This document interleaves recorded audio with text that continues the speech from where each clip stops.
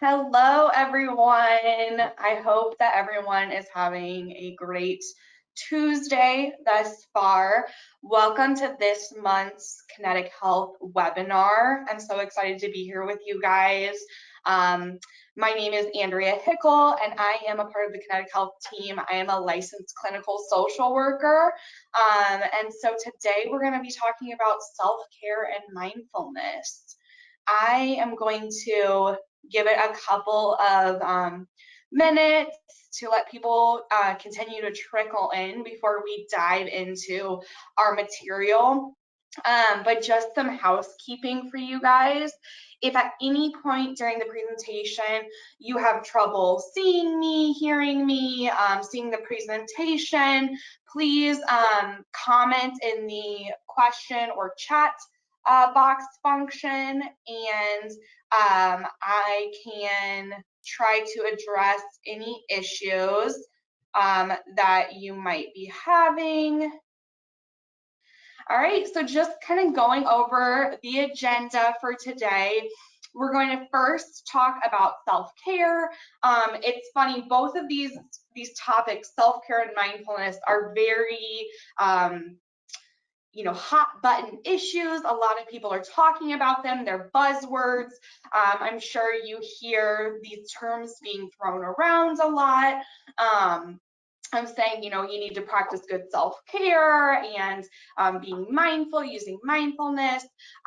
These are definitely words that are thrown around a lot. So we're going to dive into what actually is self-care, what are the different types of self-care, how do you make self-care fit into your life and what it means to you. And then we're going to walk through some beginning steps of how you can create your own self-care plan. And then along those lines, we're going to dive into mindfulness, which is a technique that you can use within your self-care, so they build on one another.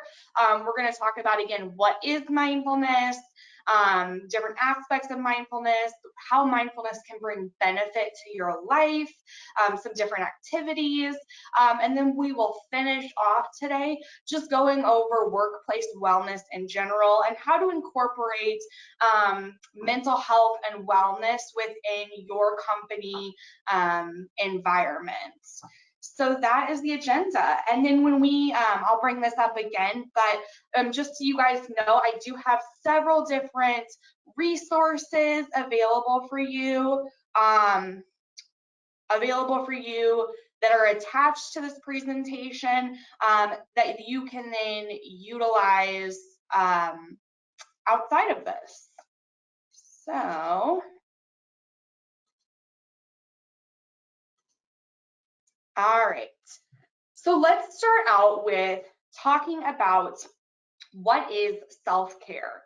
So this is a little bit of a dated publication, but in a publication in 2002, Gentry defined self-care as the ability to refill and fuel oneself in healthy ways. So, refill our cups, and be able to, fuel ourselves, gain back that energy, and then in healthy ways. That's important to stress that we're saying in healthy ways. And stress its value, so the value of self-care in the prevention of compassion fatigue in those who treat trauma survivors. So especially, depending on what type of work you do, but really post-COVID in the world we live in now, a lot of different people have been affected and has caused a lot of burnout and compassion fatigue within the workplace environment. And so self-care is more important now than ever in being able to not only remain healthy as individuals, but also to keep up good retention in the workplace, keep employees satisfied. So it's really important that not only as individuals we are prioritizing self-care, but also as companies and organizations, we are prioritizing having an environment where self-care is promoted and encouraged for employees. So on this slide, I put a variety of different things that self-care is not. I like this little graphic, or whatever you might call it, talking about what self-care is not, because a lot of times, again, I mentioned self-care is a buzzword, right? It's something that people throw around a lot, saying, what are you doing for self-care? Or I need to practice my self-care. And some people can be of the mindset that self-care, oh, that's just you being lazy or selfish, all different kinds of negative things that can be associated with self-care.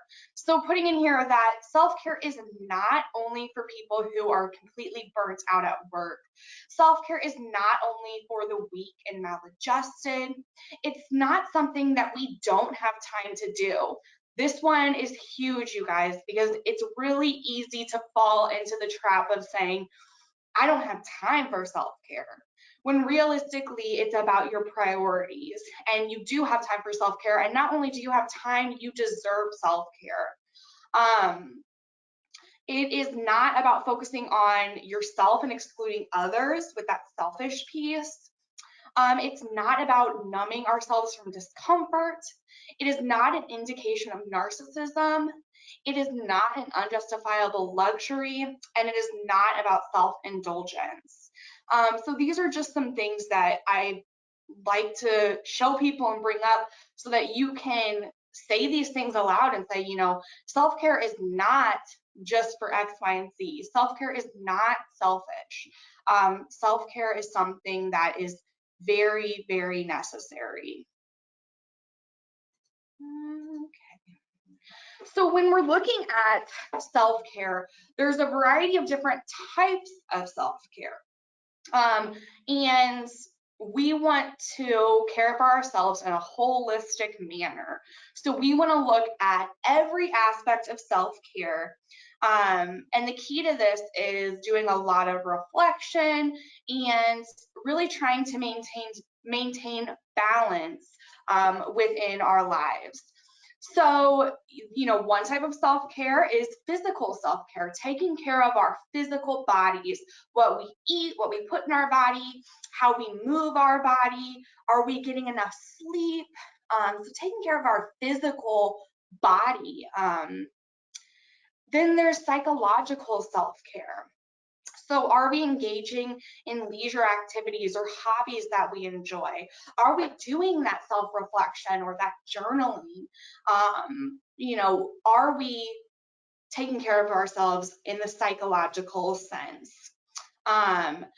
Emotional self-care. Are we, engaging in laughter, praising ourselves, doing affirmations, really acknowledging our emotions? That's so important. And that's why I love on here saying expressing anger through appropriate channels. A way that we can take care of our own emotional self-care is by acknowledging our emotions when they're happening. It is amazing, you guys, how much it can help just in the moment to acknowledge when you're having an emotion. So when you're feeling sadness, when you're feeling anger, acknowledging that and saying that's okay. It's a human part of life to have emotions. And by saying it aloud, you take away some of that pressure or stress. And so with this, making sure that you are able to learn healthy ways to express when you are angry, and doing it in a productive, good way. This is taking care of yourself emotionally. That is emotional self-care. Spiritual self-care. And again, this means something different to everyone, but it could be affiliated with religion, praying, meditation. It could be even just being out in nature. Whatever helps you to feel grounded and care for yourself spiritually. And then finally, professional self-care. And a big part of professional self-care is examining where you want to be in your own, professional life, setting out those goals. but also making sure you have good balance between work and home life. Having that good work-home life balance, that's a huge part of professional self-care. Balancing that caseload, making sure that you're taking breaks, utilizing your PTO, utilizing resources that your company has, maybe an employee assistance program. All of that is a part of your professional self-care. So when we look at, you know, all these different types of self-care, remember I said that it's important that we try our hardest to practice self-care in all aspects of our life. In all these different types of self-care, we want to try to be practicing all of them. And I realize that that can be hard. And so it's just making a conscious effort, being very intentional with how you go about things throughout the day.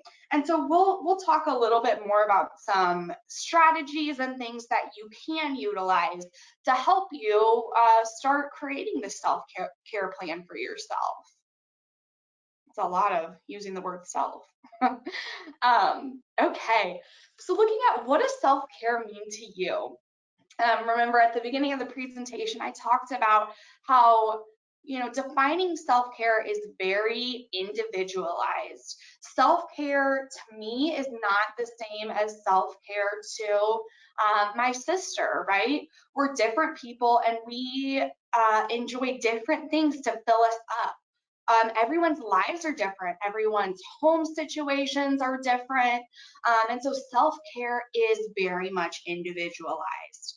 So just take a minute and, a start of creating a self-care plan is to think about, what does self-care mean to you? Some examples of self-care might be going on hikes on the weekends, maybe going to church if you're religious, journaling. Some people, everyone always laughs at this example, but shopping. So some people, how they say shopping is therapeutic, and some people even like to do window shopping. That's very good self-care. Other people, self-care could be, or not self-care, sorry. Shopping could be a very negative coping strategy because maybe they're spending a ton of money and that's not beneficial. That's a great example of how that might be something great for somebody, for one person, and it might be not so great for another. Same thing with sleeping in, some people getting some extra sleep can be great, or sleeping in. Other people, it's good self-care for them to get up, stay on a regimented sleep routine and get up and do things early in the morning. So just starting to think about what self-care looks like for you, and writing some of those things down. That's where I would encourage you to start, is thinking about, what are some things that fill me up, that I enjoy, that I can start to incorporate more of within my life. And then here, just saying self-care looks different for everyone, and that is absolutely okay. So now we get back to the question of, well, Andrea, I don't have time for self-care, right? I'm very busy. I have a family to take care of. I have a full-time job, X, Y, and Z. And we are all very busy individuals. So I totally get the notion or the idea of feeling like there's just not enough time in the day to practice this quote unquote self-care. So how do we make time for self-care? And the first thing, simply put, is remembering it's all about being intentional. So if you are being intentional and saying that I want to improve my well-being in every aspect of my life, my physical well-being, my emotional well-being, my professional well-being, I want to improve all of it. I want to live my best life. Well, if in order to do that, I need to be intentional and I need to take care of myself. So that's the first step in making time, is being intentional and saying, I'm going to make time because this is important. The second thing is really practicing balance within your life, really practicing being balanced. And a tip for this, and kind of just creating good work-life balance in general, what can be helpful, and I realize, maybe not everyone is super plan oriented, but you can even practice this just by doing it for a week. Write out everything, or digitally put in your calendar every single thing that you do throughout the day. So that could be, saying at this time I get up, I do, I take the kids to school, then I get to work, then, I work out, then I, whatever your day looks like, writing that out, and then kinds of color coding things by areas of your life. So for example, saying that green is for work, and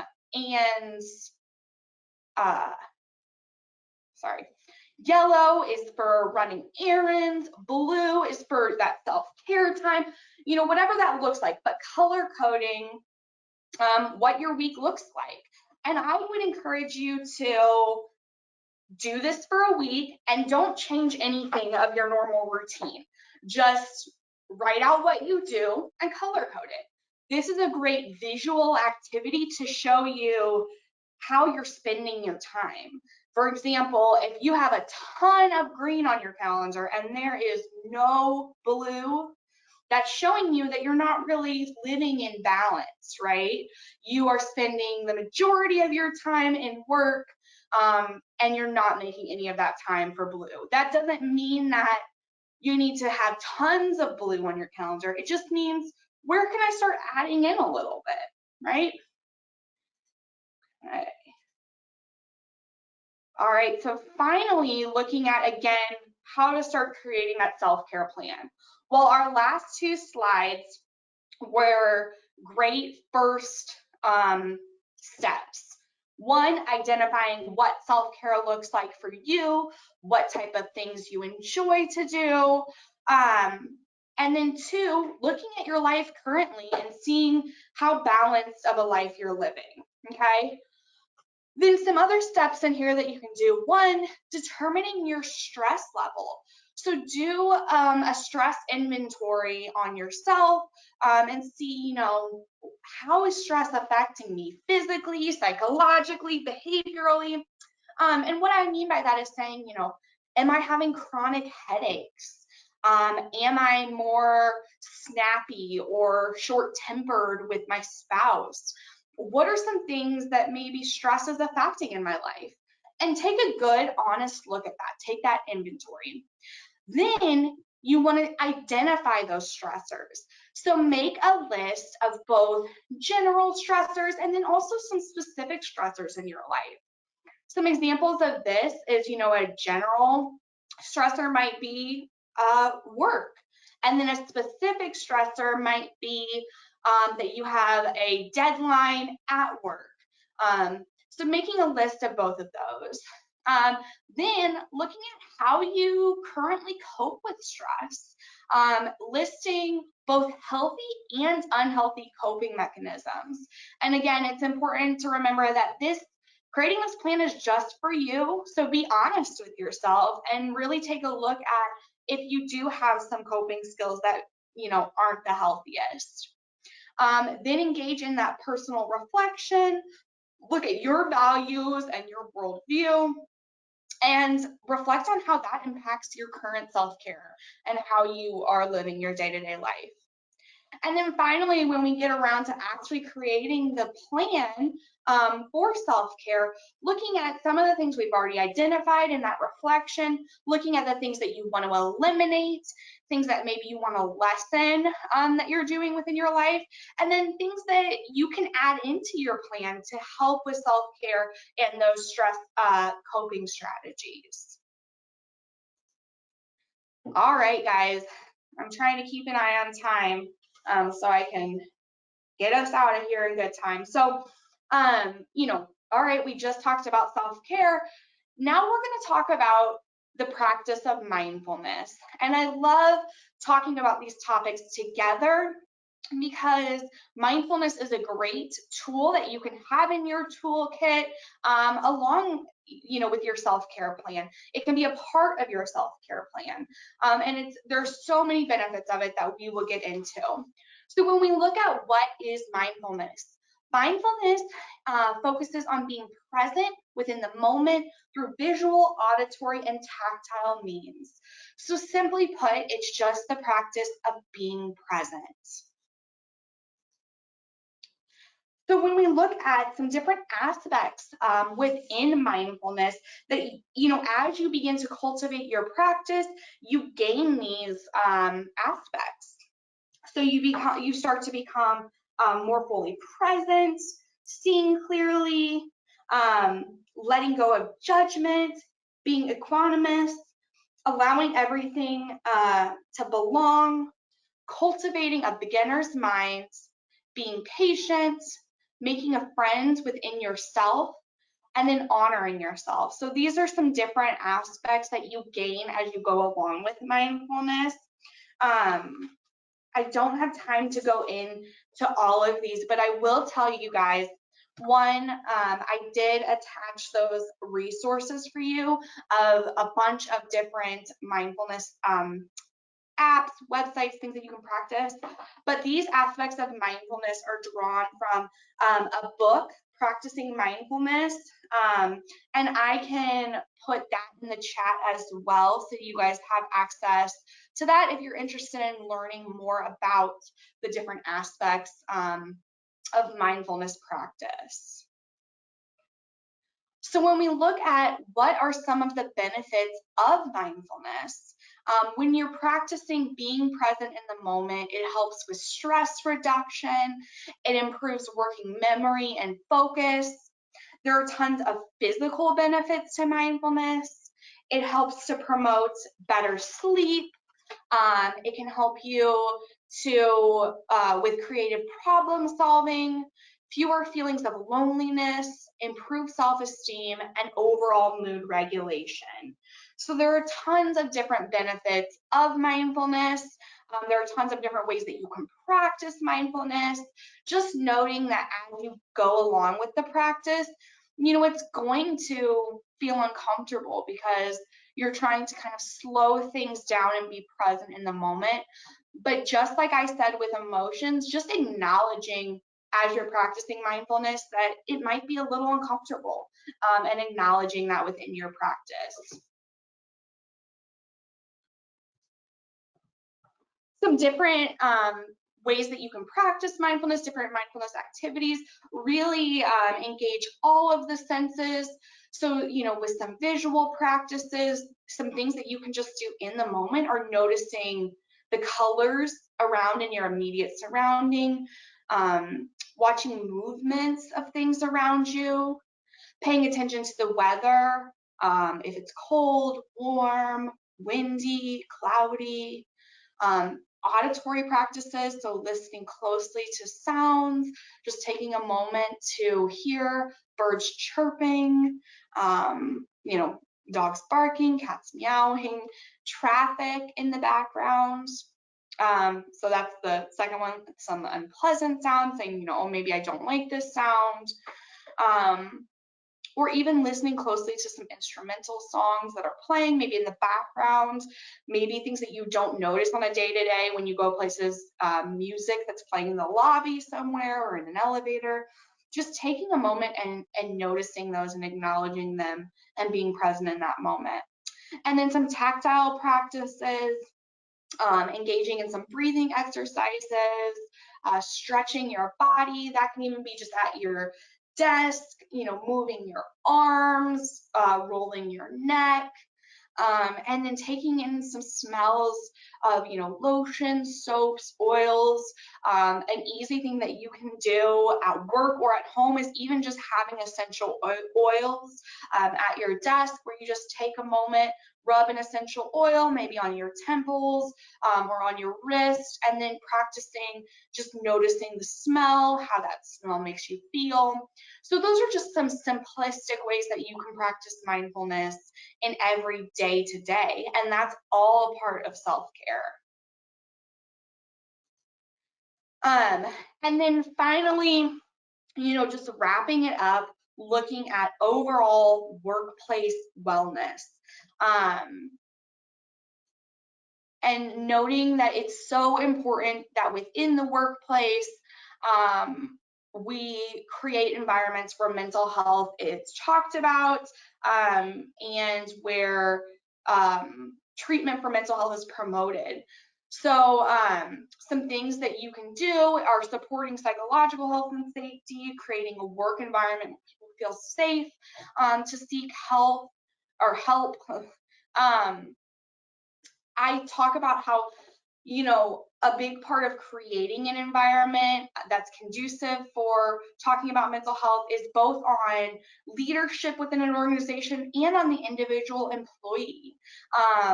So as an employee, talking about your mental health openly within the workplace, trying to reduce some of that stigma. So saying, maybe I have a really big presentation that I'm anxious about. Even just expressing that to a coworker then lets them know that you're a safe person, that if they're feeling anxious about something, they can express that. And that's not a weakness, that's not something to be shameful of.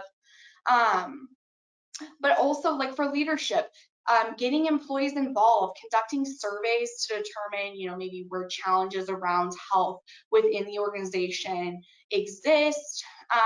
And then also within leadership, but also you can do these practices individually, is creating good work-life balance. So allowing for flexible work schedules, tele options, and then also looking at, again, family leave policies or other benefits that an organization might have, such as an employee assistance program, and all of that.